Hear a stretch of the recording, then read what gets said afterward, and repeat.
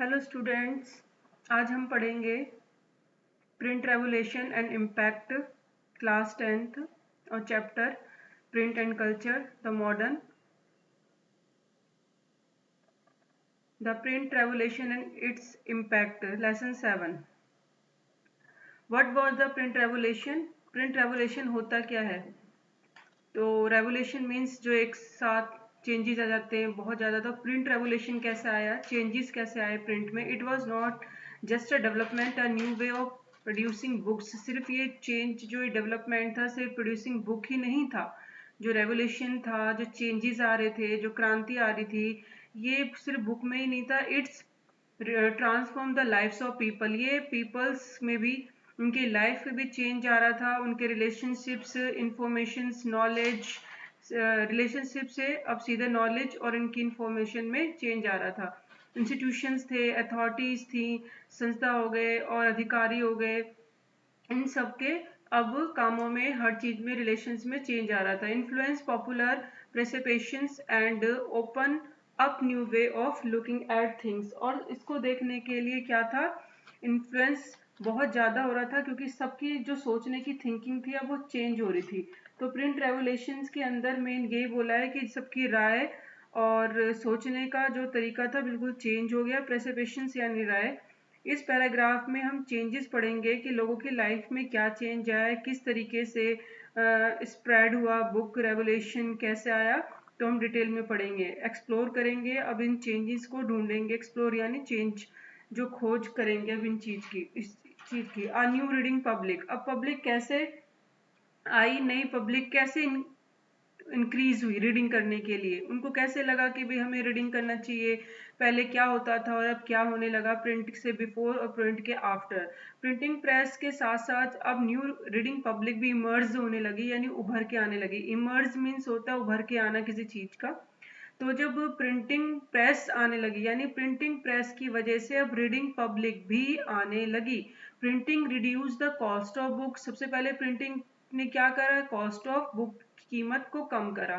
The time and labour required to produce each book came down. और उसका जो समय था और जो श्रम था, काम करने में मजदूरी लगती थी, उसको कम करा।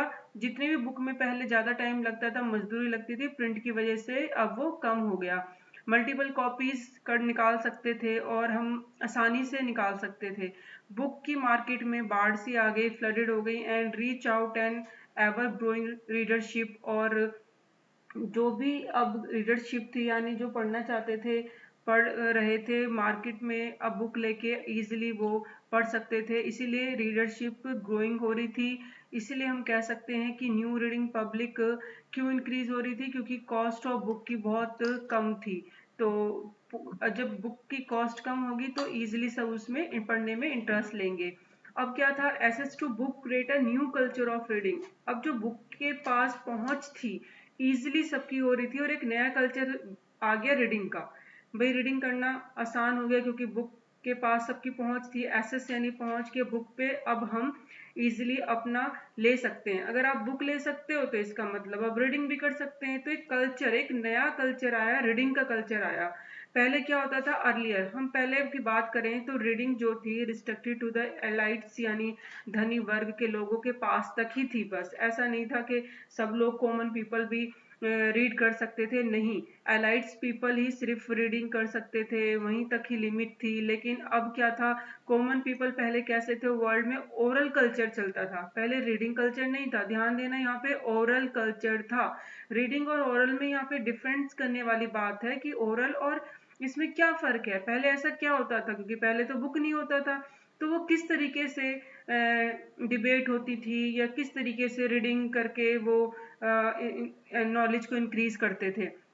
They hear sacred text read out, यानी ओरल, पहले जो पवित्र पुस्तकें होती थी उनको पढ़ के सुनाया जाता था, तो सुना जाता था। यानी कोई एक पढ़ रहा है बंदा और आराम से बैठ के जितने भी गैदरिंग करके दूसरे लोग होते थे वो उसको सुनते थे, तो उस टाइम को उसको कहा जाता है ओरल कल्चर। यानी जब सुना के, कहानियां सुना के या गा के, गीत गाते हैं, वैलिड रिसाइट्स, यानी जो गीत गाथाएं होती हैं उनको सुना के, फॉक टेल्स नरेटेड, सुनाया जाता था, यानी रिसाइट किया जाता था। लोक गीतों को, लोक कथाओं को, लोक कथा और लोक गीतों को क्या किया जाता था, नरेटेड यानी उनको रिसाइट किया जाता था, सुनाया जाता था। तो ओरल होता था सब कुछ, तो इसीलिए हम कह सकते हैं कि ओरल जो कल्चर है और जो अब रीडिंग कल्चर है उन दोनों में क्या डिफरेंस है। तो हम ओरल कल्चर की बात करें तो वैलिड और फोक टेल्स कैसे सुनाए जाते थे, रिसाइट करके। नॉलेज वाज ट्रांसफर ओरली, जो नॉलेज पहले ट्रांसफर होती थी वो कैसे होती थी, ओरली, यानी हम सिर्फ बोलकर ही बता सकते थे। People collectively here a story, एक साथ इकट्ठे होते थे कलेक्टिवली और सारी स्टोरी को सुनते थे। सॉ अ परफॉर्मेंस, और या तो परफॉर्मेंस को देखते थे, जैसे कोई नाटक देख लिया, उसको समझ लिया, या फिर वो उसको सुनते थे, स्टोरी को जो भी सुनाया जाता था। इसमें इन्होंने बोला हुआ है कि चैप्टर 8 में साफ साफ समझाया हुआ है कि पहले इंडिविजुअल या साइलेंटली मेथड नहीं था बुक को रीड करने का। वो भी आपने नहीं पढ़ा, लेकिन उसमें से एक लाइन उन्होंने अडेप्ट करके आपको बताया है कि पहले साइलेंटली और इंडिविजुअल पढ़ने का कोई भी तरीका नहीं था, कोई भी अलग नहीं बैठ के पढ़ता था। Before the age of print, ये स्टूडेंट्स यहाँ पे बात हो रही है, केयरफुली अपने माइंड में इसको सेट कर लीजिए। हम सिर्फ ओरल कल्चर की बात कर रहे हैं यहाँ पर। ओरल कल्चर मीन्स किस तरीके से वो सुनते थे, किस तरीके से सुनाते थे, किस तरीके से नॉलेज को गेट करते थे, कहाँ बैठते थे और किस तरीके से परफॉर्मेंस को देखते थे, स्टोरी सुनते थे। ये बात हो रही है before the age of print, यानी अभी तक प्रिंट तो नहीं आया। Books were not only expensive but they could not be produce in sufficient numbers, यानी इतनी, एक तो महंगी थी, एक्सपेंसिव थी बुक, और दूसरा क्या था, इतना उसको प्रोड्यूस करना आसान बात नहीं था पहले। ये हो रही है बात एज ऑफ प्रिंट से पहले। Now book could reach out the wider sections of people, लेकिन अब तो इजीली आप भी देखते हो कि बुक अवेलेबल है, सब लोगों के पास है, इजीली है ना, अब है, लेकिन पहले तो नहीं था ना ऐसे, प्रिंट से पहले। If earlier there was a hearing public, जो पहले हियरिंग पब्लिक होती थी वो अब किस में चेंज हो गई, रीडिंग पब्लिक में चेंज हो गई। तो यहाँ पे अंडरलाइन कर लीजिए, हियरिंग पब्लिक यानी सुनने वाली जो पब्लिक थी, पहले सुना करती थी, वो अब चेंज हो गई है, रीडिंग पब्लिक में चेंज हो गई है, यानी अब वो खुद पढ़ने लगी है। तो यहाँ पे चेंज हमने ऊपर बोला था कि किस तरीके का लोगों की लाइफ में चेंज है, द लाइफ ऑफ पीपल किस तरीके का ट्रांसफॉर्म चेंजिंग हो रहा है उनके रिलेशंस में, इंफॉर्मेशंस में, नॉलेज में। तो यहाँ पे साफ पता चल रहा है कि अब जो पहले ऐसे हुआ करता था, ओरल कल्चर हुआ करता था, वो अब चेंज हो रहा है और हियरिंग पब्लिक ट्रांसफर हो रही है सीधा सीधा रीडिंग पब्लिक में। तो यहाँ आप अपने इस लाइन को माइंड में गेट कर सकते हैं कि किस तरीके से चेंजेस आए लोगों की लाइफ में। But the transmission was not so simple. अगर हम सोचें कि चेंज इतनी ईजी होता है और इतनी आसानी से हम उसको गेट कर सकते हैं, ऐसा नहीं होता।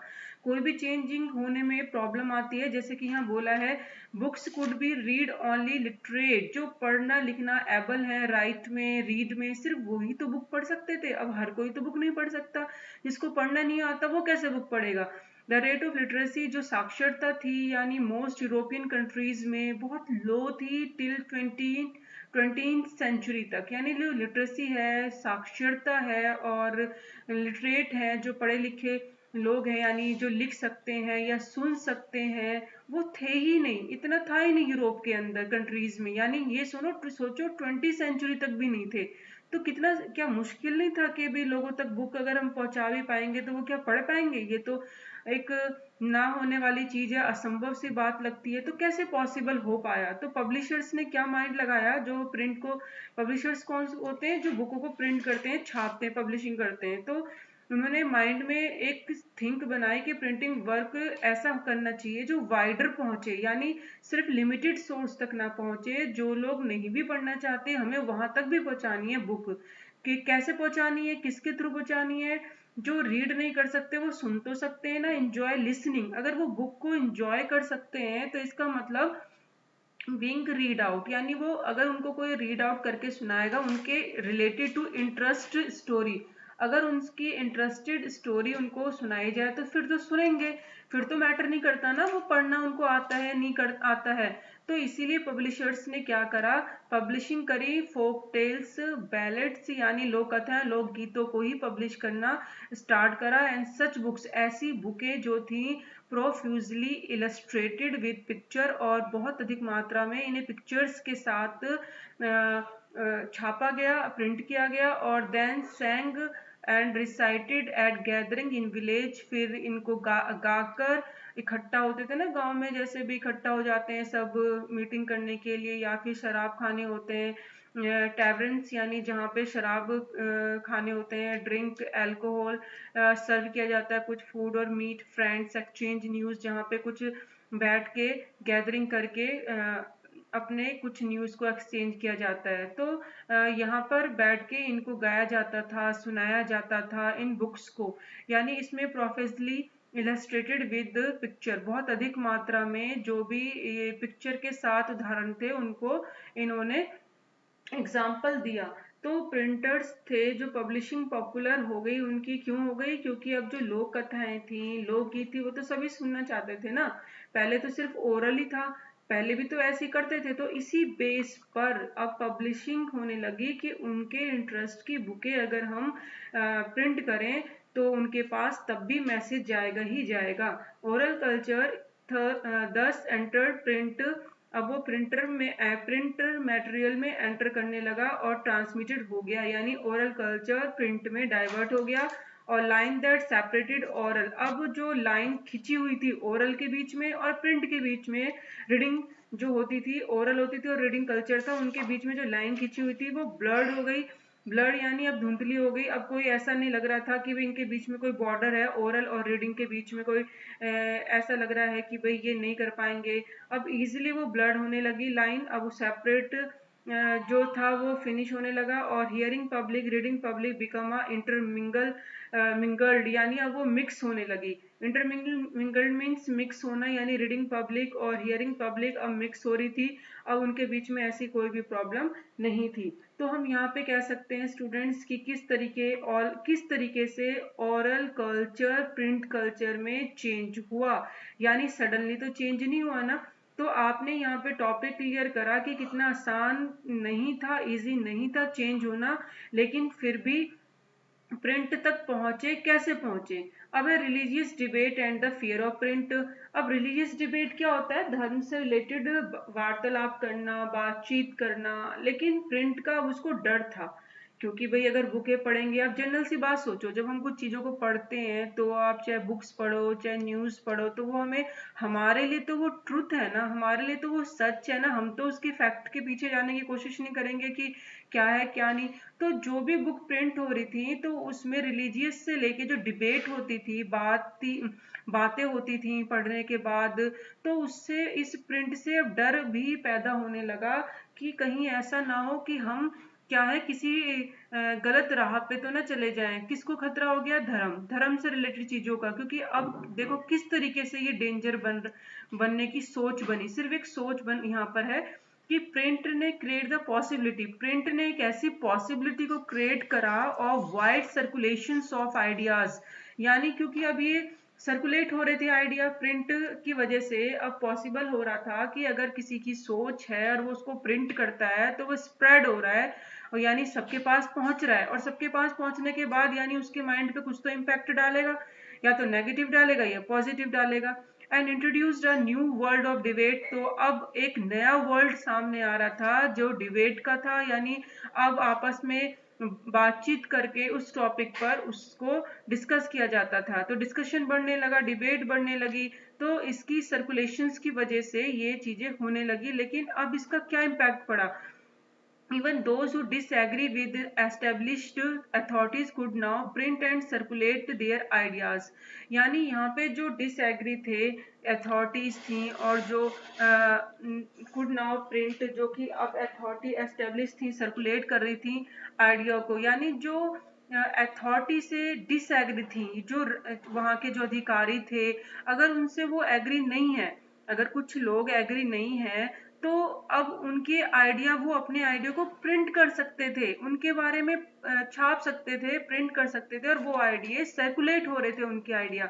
जैसे कि आप आजकल न्यूज़पेपर में देखते हो किसी पॉलिटिक्स के बारे में, कोई नेता है, राजनेता है, अगर वो पसंद नहीं आता तो उसके बारे में लिखा जाता है, फिर लोग उसको रीड करते हैं, फिर उसके बारे में अपनी ओपिनियन बनाते हैं। तो वो ये सेम चीज यहाँ हो रही थी कि जो डिसएग्री है अथॉरिटी से, तो प्रिंट अब उसके बारे में हो सकता था और वो आइडिया सर्कुलेट हो रहा था, मतलब एक से दूसरे में मूव हो रहा था। मैसेज जो प्रिंट हो रहा था उसके थ्रू अब ये प्रश्यूड यानी बढ़ावा दे सकता था लोगों की थिंक को डिफरेंट करने का, उसकी सोच को बदलने का। यानी पहले जब हम नहीं पढ़ते हैं तो हमारी सोच कुछ और होती है, लेकिन हम किसी चीज को रीड कर लेते हैं तो हमारी सोच थोड़ी सी अलग पड़ होती है, उसकी इम्पैक्ट हमारे माइंड पे जरूर आता है। मूव देम टू एक्शन, तो अब जो ये मूव हो रहा था एक्शन की साइड, यानी कुछ लोग अब उसको एक्शन लेना उन्होंने शुरू कर दिया। यानी कि जो हम रीड करेंगे तो उसके अगर नेगेटिव पॉइंट पढ़ रहे हैं या पॉजिटिव पॉइंट पढ़ रहे हैं तो हम उस पर एक्शन लेना शुरू कर देते हैं। तो इसीलिए this had significance in different sphere of life, तो कुछ तो इसके महत्वपूर्ण पहलू हैं जो अलग अलग लाइफ में पड़े। वो क्या है, जैसे कि नॉट एवरीवन वेलकम बुक। पहले तो हम मानते हैं कि प्रिंट को सबने तो वेलकम नहीं करा, सबने तो उसको नहीं बोला कि सही है। And those who did also had fear about it, क्योंकि उनमें से कुछ लोगों को डर था इसके बारे में कि मैनी वर एप्रीहेंसिव, चिंता थी। एप्रीहेंसिव यानी चिंता थी उसकी फैक्ट्स की, that the easier access to print word, क्योंकि इसकी वजह से जल्दी ये स्प्रेड होती है, सर्कुलेशंस होती हैं बुक वाइडर, बहुत बड़ी मात्रा में। और प्रिंटेड अगर वाइडर सर्कुलेशन हो रहा है तो वो न्यूज़ भी स्प्रेड करेगा। Good could have on people's minds, और पीपल्स की माइंड पर क्या डाल सकता है, इम्पैक्ट डाल सकता है। It have fear that if there was no control over what was printed and read then rebellious and irreligious thoughts might spread, यानी प्रिंट की वजह से जो लोग उसे रीड कर रहे थे, अब उनके ये भी डर था कि प्रिंट ऐसा ना हो कि लोगों को रेबिलियंस में चेंज कर दे, इरिलीजियस बना दे, यानी विद्रोह करने लगे, रेबिलियंस और धर्म के खिलाफ। अब वो उनके जो थॉट थे वो स्प्रेड हों, जिससे कि हो सकता है कि कुछ ऐसी प्रॉब्लम क्रिएट हो जाए जो नहीं होनी चाहिए। क्योंकि धर्म के अंदर कुछ ऐसी चीजें थी जिस जो प्रिंट आने लगे थे तो उनको पढ़ के लोगों को समझ आने लगा कि इसके अंदर कुछ कमी है। But if that happen the authority of valuable, उनको ये डर था अथॉरिटी को कि जो वैल्यूएबल लिटरेचर्स हैं, साहित्य हैं, वो डिस्ट्रॉय हो जाएंगे अगर ऐसा हुआ तो। एक्सप्रेस बाय रिलीजियस अथॉरिटीज और मोनार्की, इन्होंने अपने एक्सप्रेस उन्होंने समझा कि जो रिलीजियस है, धर्म गुरु है और अथॉरिटी अधिकारी हैं, जो राजा है, मोनार्क है वहाँ के, तो उन्होंने राइटर्स और आर्टिस्ट और anxiety with basic of wide spread criticise में new printed literature that had begun the circulate, तो उन्होंने चिंता जताई। और as well as many writers artist इस चीज़ की चिंता कर रहे थे, एंजाइटी कर रहे थे कि ये जो वाइड स्प्रेड है प्रिंट लिटरेचर का वो हमारे लिए कहीं मुसीबत ना क्रिएट कर दे, उसे क्रिटिसाइज्म उसके क्रिटिसाइज्म हमारे लिए प्रॉब्लम क्रिएट ना कर दे। तो जो यहाँ पे बताया है कि फियर ऑफ प्रिंट, डर क्या था लोगों को, अब धर्म गुरु जो थे उन्हें यही डर था, जो धर्म के संस्थापक होते हैं, स्थापक करने वाले होते हैं, या फिर अधिकारी होते हैं या राजा होते हैं, कि भाई अगर अब लोग हमारे खिलाफ कहीं उठने ना लग जाए, तो फियर ऑफ प्रिंट का, क्योंकि रिलीजियंस के डिबेट अब क्या है जो पहले नहीं होता था वो होने लगा, क्योंकि अब रीडिंग की वजह से एक से ज्यादा जगहों पे बात को जल्द कम समय पे पहुंचाया जा सकता था। तो प्रिंट के यहाँ पे इन्होंने फियर क्यों माना है, क्योंकि इसलिए फियर माना है क्योंकि उसके उनकी जो डिस्ट्रॉय हो सकते हैं लिटरेचर वैल्यूएबल, और सेकेंडली यहाँ पे वो जो रेबिलियस हैं, इरिलीजियस हैं, थॉट उनके माइंड में आते हैं तो वो स्प्रेड होंगे, तो वो उनके लिए अच्छे नहीं होंगे।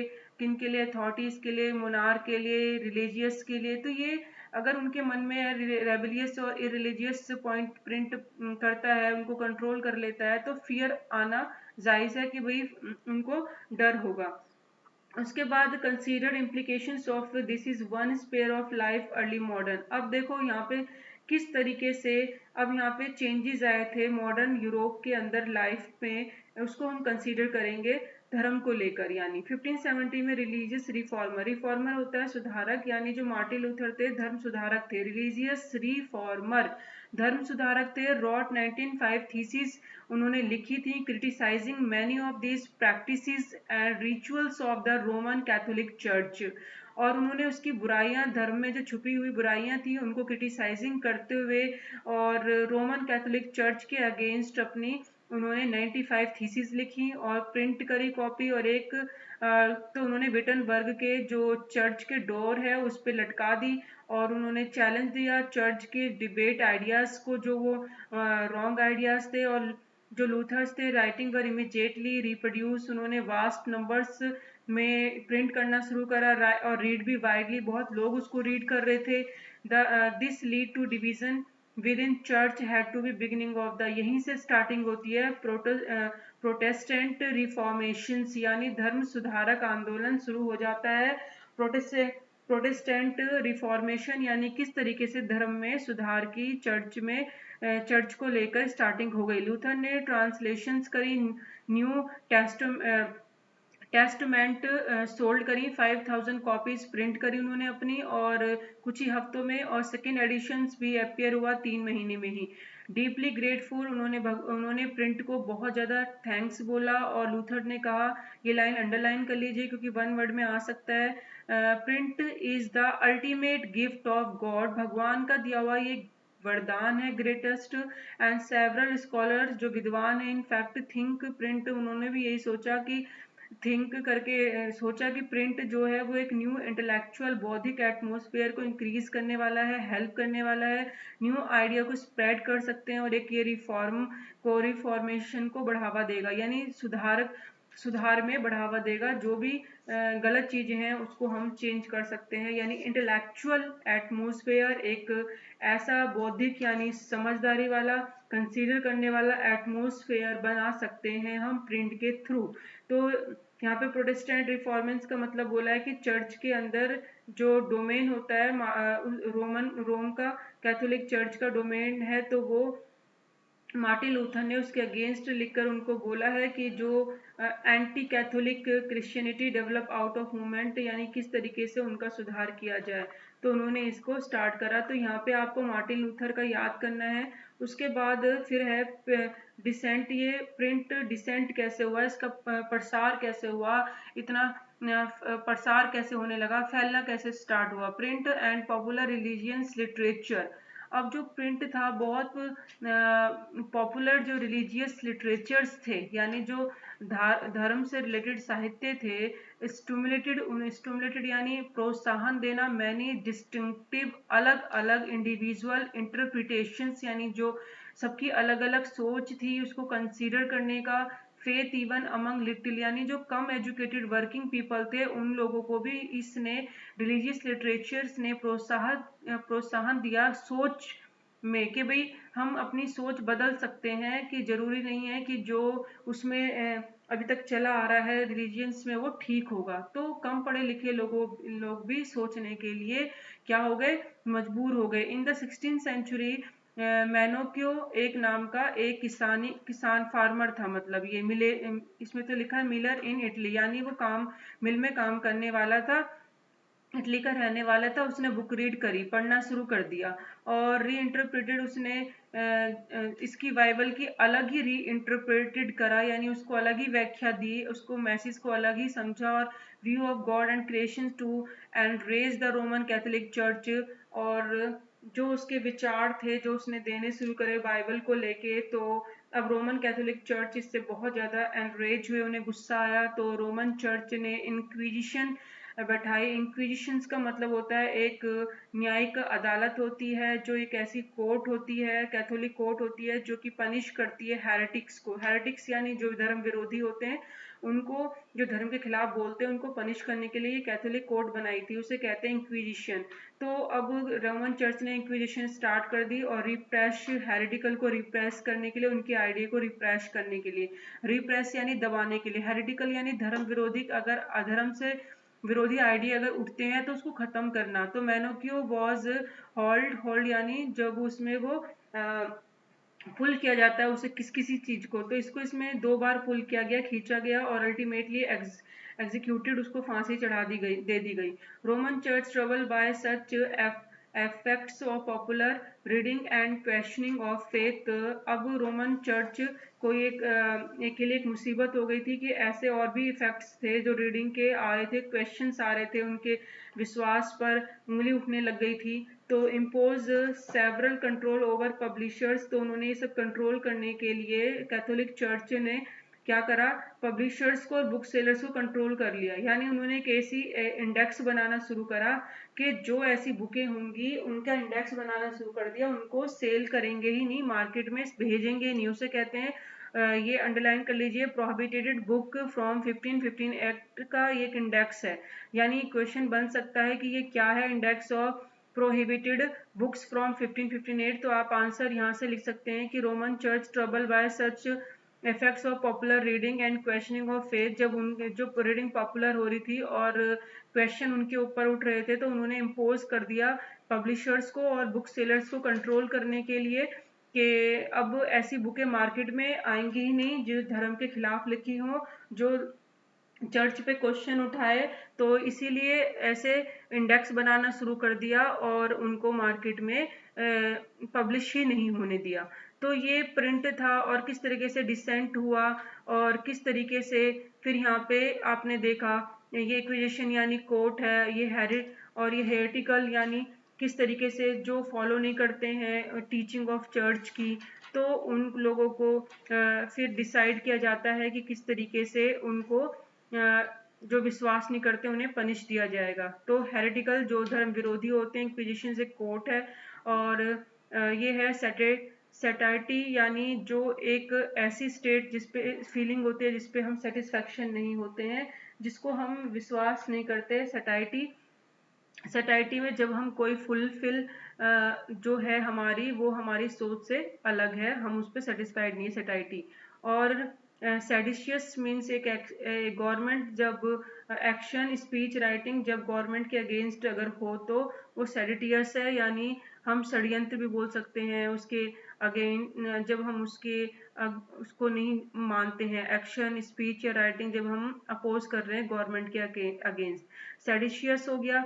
और इसको अब सेटाइटी है, सेटाइटी में आपको बता दिया कि फीलिंग्स जो ऐसी फुलफिल जो सेटिस्फाइड से परे है, अलग है। हेरेटिकल्स यानी धर्म विरोधी था, और इंक्विजिशंस यानी एक ऐसी कोर्ट जो कि धर्म को ना माने, हेरेटिक्स है उनको पनिश देने के लिए।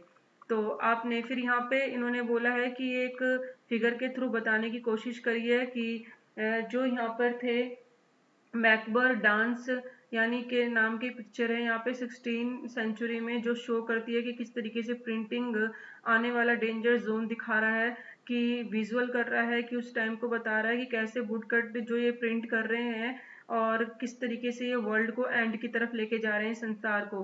क्योंकि यहाँ पे जो वर्क कर रहे हैं ये प्रिंटर्स जो हैं वो इन जो साइज दिखाई है, स्केलेटन फिगर दिखाए हैं, वो उनके कंट्रोल में है। यानी ये जो सब कर रहे हैं ये स्केलेटन के कंट्रोल में कर रहे हैं। यानी प्रिंटर को, वर्कर्स को दिखाया, डिफाइन करा, डिक्टेट करा है कि वो जो यहाँ पे है वो डेंजर है। तो इसीलिए इन्होंने एक डेंजर जोन की पिक्चर बनाई है कि यहाँ जो ये कंकाल है इनके अंदर रह के काम कर रहे हैं और इनकी खुद की ये सोच नहीं है और ये डेंजर है। मतलब हमारा जो वर्ल्ड है वो एंड की तरफ जा रहा है प्रिंट की वजह से। तो एरेमस ने भी यही बोला, जो एक लातिन के स्कॉलर थे, विद्वान थे। उन्होंने कैथोलिक रिफॉर्मक तो थे, यानी सुधार तो वो भी धर्म में करना चाहते थे, लेकिन उन्होंने जो क्रिटिसाइज करते थे कैथोलिज्म को, बट उन्होंने लूथर से अपने आप को दूर रखा। एंजाइटी, चिंता तो वो भी करते थे प्रिंट के लिए वो, लेकिन प्रिंट के अगेंस्ट थे। लूथर की जो बात थी उससे अलग थे, और ऊपर से एंजाइटी, वो चिंता करते थे कि प्रिंट हमारे लिए गलत है। उन्होंने लिखा है अपने इसमें जो उनकी एक एडिजेज एक बुक है, उसमें उन्होंने लिखा है कि जो ये एक बुक एक ऐसा है कि जिसको मक्खी मानो भिन भिनाती, जो वर्ल्ड के किसी भी कोने में पहुंच सकती हैं। और ये जो अगर हमें आज कीमती दिखाई दे रही हैं, तो ये जरूरी नहीं है वो हमें नुकसान भी पहुंचा सकती हैं, क्योंकि जो जितनी ज़्यादा अच्छी होती है वो उसके उतने ही बुरे परिणाम होते हैं। तो वो क्या हो सकती हैं, तो उन्होंने उसमें यही बोला है कि वो बहुत ज़्यादा लॉसफुल है, जैसे कि तुच्छ, यहाँ पे बोला है कि तुच्छ थिंग्स यानी खराब बताया गया है बुक को, और बकवास, बेवकूफ, सनसनीखेज, धर्म विरोधी, अज्ञानी, षड्यंत्रकारी, तो ये सारी चीजें बताई गई हैं। स्टूपिड है, इग्नोरेंट, सैलेंड्रियस और स्कैंडल्स, रैबिंग और इरिलीजियंस, तो ये सब बोलते हुए बुक्स को, और सेडिशियस, तो बहुत सारी चीजें बोलकर बोला है कि ये वैल्यूबल पब्लिकेशंस को लॉस करने के लिए उसकी वैल्यू को लॉस करती हैं बुकें, ऐसी बुकें। तो ये एरिस कौन था, कई बार आ सकता है, तो आप इस चीज को समझ सकते हैं यहाँ पे। नेक्स्ट टॉपिक है रीडिंग मेनिया। रीडिंग मेनिया क्या होता है वो नेक्स्ट वीडियो में पढ़ेंगे, लेकिन अभी जो आपने पढ़ा है उसमें आप प्लीज आपको इतना ही ध्यान रखना है कि किस तरीके से प्रिंट में लाइफ, लोगों की लाइफ में चेंज आया और किस तरीके से उन्होंने इस चीज को एक्सेप्ट करा और किस तरीके से धर्म के अंदर आवाज उठानी शुरू करी, प्रोटेस्ट करना शुरू करा और किस तरीके से चेंजेस आने लगे थे। तो आप इस चीज को समझ सकते हैं और डीपली इसके अंदर इनके जो डाउट्स हैं वो आप अपने क्लियर कर सकते हैं। तो मेन जो हमने स्टार्टिंग में यहाँ आए थे, प्रिंट रेवोल्यूशंस एंड इम्पैक्ट, हमने पढ़ा इम्पैक्ट क्या पढ़ा, प्रिंट रेवोल्यूशन का। तो आप यहाँ पूरे कंक्लूजन के बाद सही से समझ सकते हैं कि हमने प्रिंटिंग करी। प्रिंटिंग तो इतना आसानी नहीं था कि भाई हम उसको प्रिंट कर सकें पहले, क्योंकि लोगों को पढ़ना नहीं आता था, ओरल सुनते थे, ओरल पे ध्यान देते थे, लेकिन फिर भी पब्लिशर्स ने हिम्मत नहीं हारी, उन्होंने ऐसे ऐसे प्रिंट करे कि भाई हाँ उसको भी बढ़ावा मिल सकता है। इंटरेस्टेड टॉपिक पे ही पब्लिश करनी शुरू करी तो लोगों ने उसको रीड आउट करना शुरू करा, उस फिर धीरे धीरे वो इंक्रीज हुई, तो अब रीडिंग बढ़ने लगी थी बुक, क्योंकि सब लेना पसंद करने लगे थे, क्योंकि उसकी कॉस्ट कम थी। और फिर अब अचानक से स्प्रेड होने लगा। अब इम्पैक्ट क्या पड़ा, इम्पैक्ट ये पड़ा कि लोगों की थिंकिंग चेंज हो रही थी। जो पहले से ही सत्ता में लोग थे, पॉलिटिक्स हो या फिर धर्म हो, अगर वो कोई गलत चीज हो तो उसके लिए कोई कुछ लोग लिख सकते थे और लिखने के बाद वो मैसेज स्प्रेड हो सकता था, लोग भी अपनी उसमें ओपिनियन बढ़ा सकते थे। तो अब एक मैसेज बहुत जल्दी लोगों तक पहुंच सकता था, ये इम्पैक्ट था, लोगों तक पहुंच सकता था। इम्पैक्ट में आप यहाँ से लिख सकते हैं कि इम्पैक्ट यही था कि किस तरीके से लोगों को अब डर होने लगा उनकी अथॉरिटी के लिए कि भाई अब अगर ये प्रिंट होगा तो बहुत जल्दी सर्कुलेट होगा और वाइड यानी बहुत बड़ी मात्रा में रिलीजियस के डिबेट भी होने लगेगी, हमारे लिए खतरा है। तो ये इम्पैक्ट है यहाँ सारा, किस तरीके से उनके लिए प्रॉब्लम क्रिएट हो सकती है। तो हुई भी, क्योंकि फिर बाद में जो धर्म के अंदर, चर्च के अंदर, कैथोलिक चर्च नाम का जो धर्म था, वो उनके जो भी क्रूरतियां थी उसमें रोमन कैथोलिक चर्च के अगेंस्ट प्रिंटिंग निकलनी शुरू हुई और धीरे धीरे उसको समझने लगा, जिसे कंट्रोल करने के लिए फिर गवर्नमेंट ने ये लॉ पास करा। तो ये आप देख सकते हैं किस तरीके से इम्पैक्ट आज हमने इसमें पढ़ा है इम्पैक्ट। तो प्लीज आप इसके रेगुलेशंस और इम्पैक्ट के क्वेश्चंस पे ध्यान दें। अभी तक हमने पढ़ा था स्प्रेड कैसे हुआ, आज हमने पढ़ा इम्पैक्ट। तो दो टॉपिक्स हैं। जो पहली वीडियो थी उस वीडियो में साफ बताया है कि प्रिंट स्प्रेड कैसे हुआ, और सेकंड वीडियो में बताया जा रहा है इसके इम्पैक्ट क्या पड़े। तो आप स्प्रेड आपने देखा चाइना, जापान या यूरोप में कैसे फैलती है, स्प्रेड कैसे होती है, और यहाँ आपने देखा कि किस तरीके से उसके इम्पैक्ट है, यानी किस तरीके से लोगों की लाइफ में चेंजेस आए, धर्म में चेंजेस आने शुरू हुए और लोगों ने किस तरीके से आवाज उठानी शुरू करी। तो इसके बाद हम नेक्स्ट पढ़ेंगे। Thank you.